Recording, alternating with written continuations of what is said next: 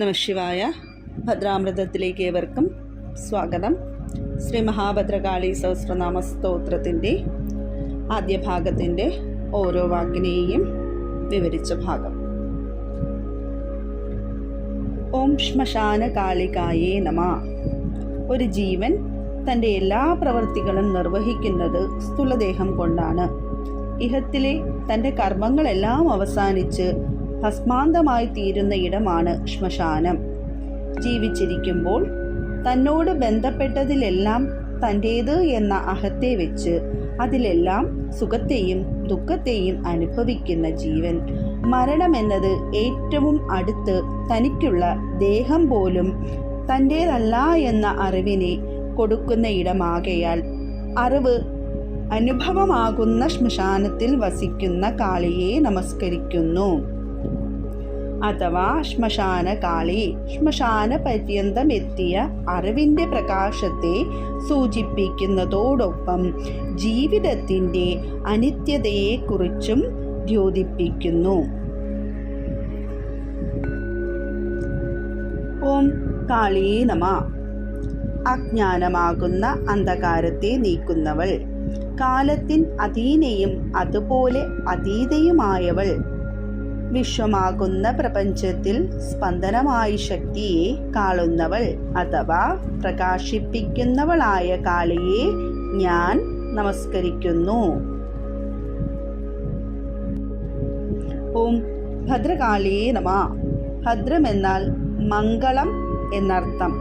മംഗളത്തെ നൽകുന്നവളായ ചരാചര വസ്തുക്കളിലും അമംഗളത്തെ ഇല്ലാതാക്കി മംഗളദായിനിയായിരിക്കുന്ന ശക്തിയെ ഞാൻ നമസ്കരിക്കുന്നു. ഓം കപാലിന്യേ നമഃ. കപാലത്തെ അഥവാ തലയോട്ടിയെ കയ്യിൽ ധരിച്ചിരിക്കുന്നതായ ദേവിയെയാണ് കപാലധാരിണി. ശിരോമകുടപത്രമായ മണ്ഡലത്തിലാണ് ശാസ്ത്രമാകുന്ന അറിവ് പത്മദളമായി വിടരുന്നത്.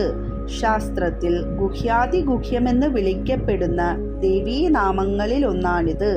സാധുജനങ്ങൾ ഭിക്ഷയ്ക്കായി കപാലം ഉപയോഗിക്കുന്നതിന് കാരണവും അതുതന്നെയാണ്. ഓം ഗുഹ്യകാളിയേ നമഃ. രഹസ്യമായിരിക്കുന്ന ശക്തിയായതിനാൽ ഗുഹ്യകാളി എന്നറിയപ്പെടുന്നു.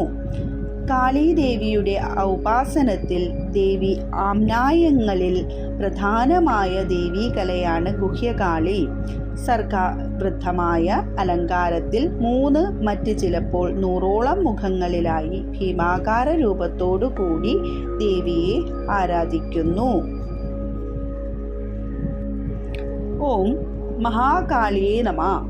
സർവചരാചരങ്ങൾക്കും മഹത്തായ ശക്തിയായ മഹാകാലഹൃദയവാസിനിയായ ആദികാളി മഹാകാളി.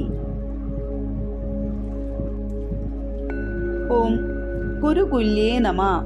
കുലാധിഷ്ഠാന പ്രകാരമുള്ള ദേവതയാണ്.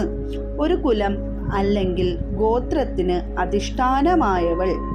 സുകുല്ല എന്നാൽ സൃഷ്ടിയും, കുരുകുല്ല എന്നാൽ പരിപാലനവും, വികുല്ല എന്നാൽ സംഹാരവും നടത്തുന്നതായാണ് സങ്കല്പം.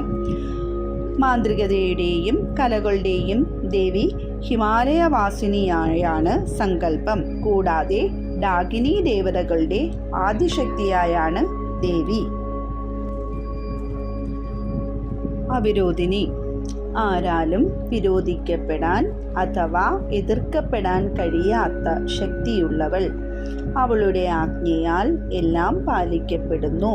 പ്രാപഞ്ചിക നിയമങ്ങളെ ഗണിക്കാത്ത ഡാകിനികൾ പോലും ദേവിയെ നമസ്കരിക്കുന്നു.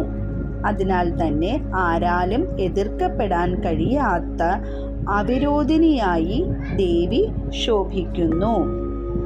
നമഃശിവായ. നന്ദികേശ്വര പ്രണാമം. ഭഗവാൻ ശൂലപാണി.